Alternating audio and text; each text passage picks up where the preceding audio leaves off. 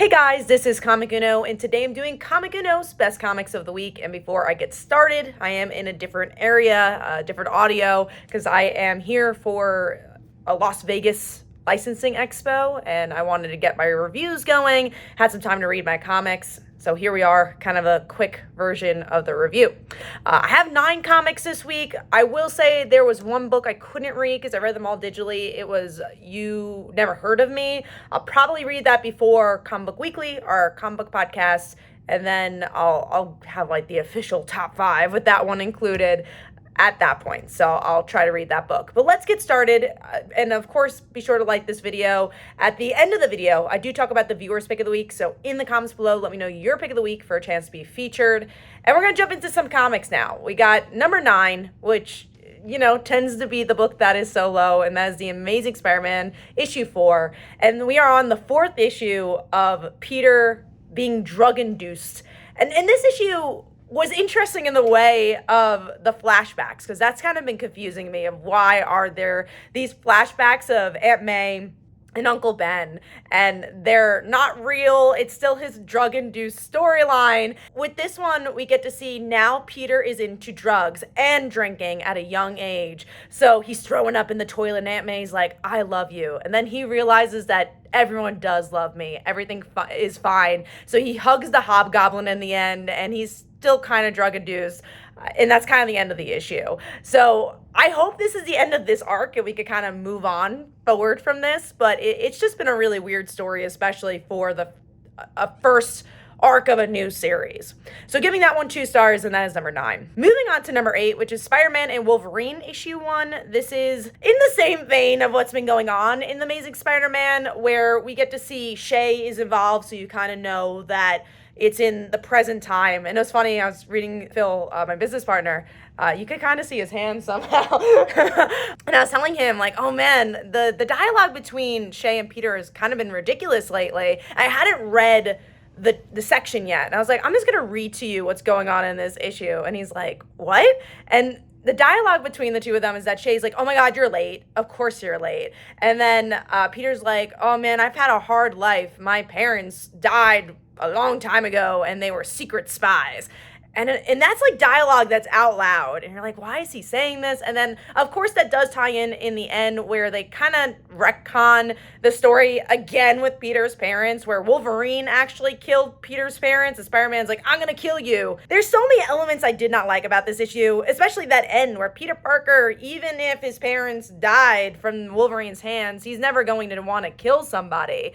And just the idea that they had to place that information in the beginning with Shay to make that scene even work, I just thought was very sloppy writing. The reason this is a little higher than Amazing Spider-Man is that things happen. I do feel like there was some story progression, even if I didn't agree with that story progression. And I thought the art was at least unique. It was very manga style. It was very outrageous, and I thought it worked for a story like this, but this did not give me enough to want to pick up a second issue, especially I'm reading the flagship. This just reminds me a lot of that flagship. Moving on to number 7, which is Detective Comics issue 1097. I gotta say I miss having a Batman series that's just Batman, that's ongoing, because obviously with Hush going on right now, that kind of feels very out of place, out of pocket of what's been going on in Batman, so you're not really getting a Batman story. And Detective scratches an itch that I normally don't need for Batman, which is the detective side of Bruce. And I thought the detective story here just didn't hook me as much as I wanted to. And again, I've missed Batman. I missed just seeing him be Batman. So slowing things down here, it just didn't do it for me. It didn't scratch the itch I needed for Batman for the couple of months that we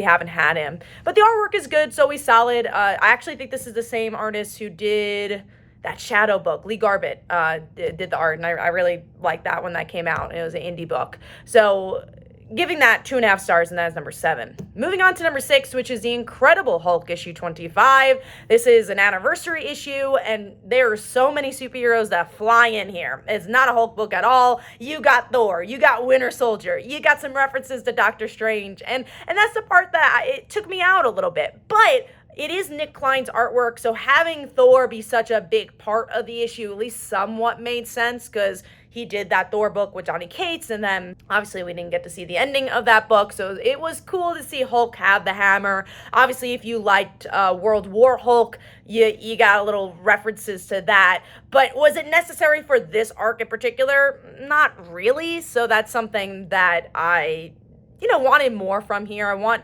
a direction for this particular book that I haven't really been feeling for the past couple of issues. But overall, giving that 3 stars. I like the action. I think there's some stuff here if you're a Marvel fan, but just not enough if you're just a Hulk fan. Moving on to number 5, which is the topic of the video, which is Superman Unlimited issue 1.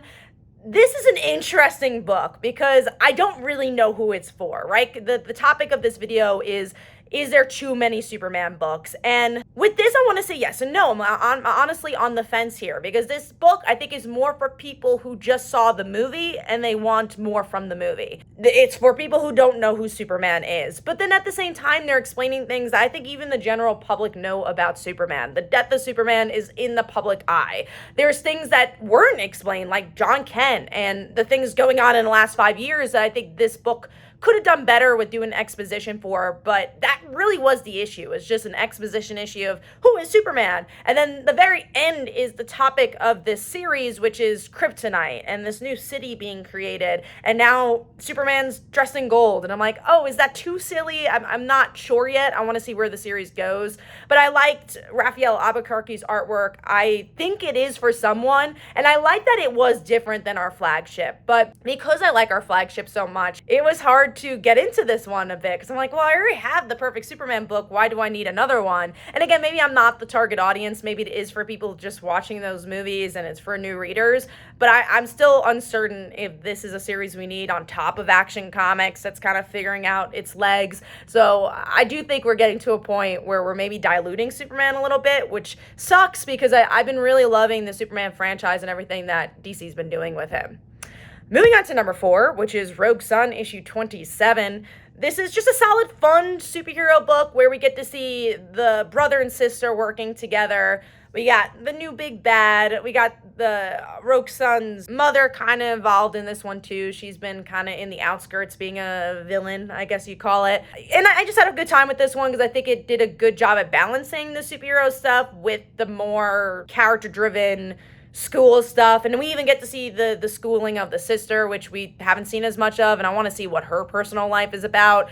So overall, had a good enough time with that one. So giving that 3.5 stars, and there's number 4. Moving on to number 3, which is Absolute Flash issue 3. This is an interesting series because I like bits of it. First of all, the art is like blow your mind great, but I liked Gorilla Grodd a lot here. This like tiny little monkey following around Wally. The idea of we don't know what this version of Grodd's gonna be. And I enjoy and also dislike the idea that we're in Wally's head for like 4 issues or 3 issues where you're going as fast as he is. And I'm like, oh, I kind of want you to slow things down now. I just want the day by day of Wally now that he has these powers and he's killed Barry. So I do hope after this arc, it kind of changes up a little bit. But I also kind of liked it for this issue as well, where you're going as fast as possible and you're feeling what Wally's feeling. So I thought this was solid, but I'm just curious of what the tone's going to be moving forward. So giving that 4 stars, and that is number 3. Moving on to number 2, you guys know it. It's my favorite title, Exceptional X-Men issue 9. This is just, for the fan. Does it do anything revolutionary? No, it's the team fighting Mr. Sinister, but there's a lot of good character moments between Kitty and Emma, and honestly, really the whole team, where Kitty's like, I never wanted these kids to go through what I have, and then you get like little sprinkles of Kitty's past of her being a hacker, which is always fun with great art. Something I really like is that Carmen has been on this book for 9 issues, which doesn't always happen with comic books. So you have the same great artist for 9 issues ongoing. And yeah, I thought it was a really solid issue. There were some moments I wanted to be resolved or at least continued, like Nina, Kitty's girlfriend, is only really referenced in this issue, even though they had a pretty big cliffhanger last issue. But I'm glad they at least did the reference because you're like, okay, maybe they'll continue this conversation. And obviously you might have to press pause on a sub-story like that as you're fighting Mr. Sinister. But I had a good time with this one as a Kitty fan and just a fan of this series. Moving on to number 1, Tony Fleeks does it again. The Thing issue 1. So he's going into the big 2 a little bit more now. He's done a few short stories, and now this is, I believe, his first mini-series at the big 2. And I didn't know if I needed a Ben Grimm series. I was like, okay, they're just doing it because of the movie, whatever.